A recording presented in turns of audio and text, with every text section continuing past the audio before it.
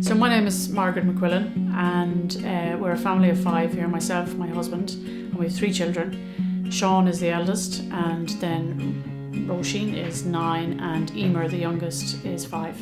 And she'll be going into, as she says, big school, primary school in September, and she's really looking forward to that. Very early on we were put in touch with Down Syndrome Kildare, and that was really a lifeline, because other people, I think some of my friends felt maybe awkward talking to me because people were trying to say the right thing and not trying to put their foot in it. I think exactly as I would have been if they were in that situation. It was easier, and I found it easier to be more frank with other parents in the same situation. So Down Syndrome Kildare run a group in Newbridge on a Thursday for parents and babies from 0 to 2, and I attended that. It was like any parent and toddler group.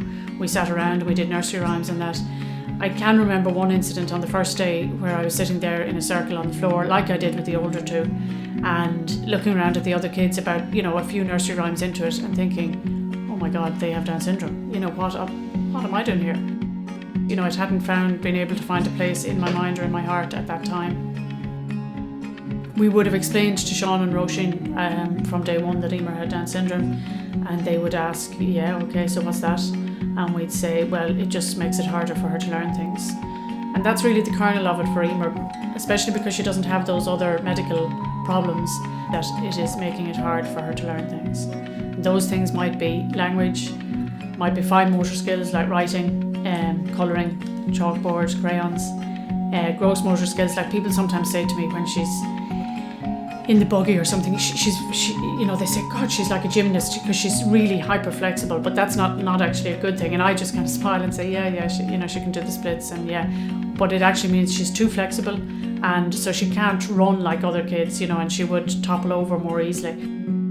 We attended early services, but then, and we go into those appointments always saying, Emer's fabulous, and okay, we're having a little bit of difficulty here, and we brainstorm how we might work on that. And then in the year prior to going to school, it kind of changes into a formal assessment, and that's a whole different scenario. And they explain it to you very well, like they explain what a formal assessment is, and you come in and you sit down and you can't help the child, and each little piece of this assessment will be timed, and it's done the same for everybody, so it won't be disadvantaging Emer to do it in this way. So Emer has to perform various tasks, they have to ask her to do various things, and that's how they identify the level that each child is at. So Emer went through that assessment, and she came out as mild. They categorise children with intellectual disability in mild, moderate, severe, profound.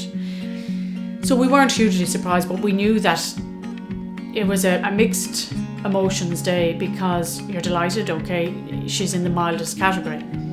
But we knew the implications of that, and the implications of that are that she doesn't get any resource hours. And that's a very hard thing to stomach, because if you look at Emer, it's hard to be that somebody could say this child will not have resource hours.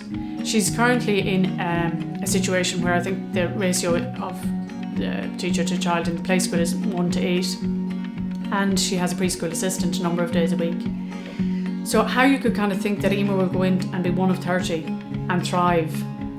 If I was given the Minister for Education's hat for a day, I think a lot of the research has shown, and I can see it with Emer and with my older kids, that if you put in resources at an early stage, they pay off in triplicate.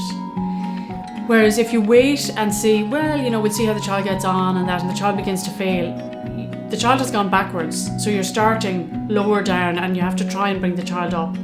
Whether you're starting in 3rd class trying to put in resources, or whether you're way down the line starting with an adult with adult literacy programs.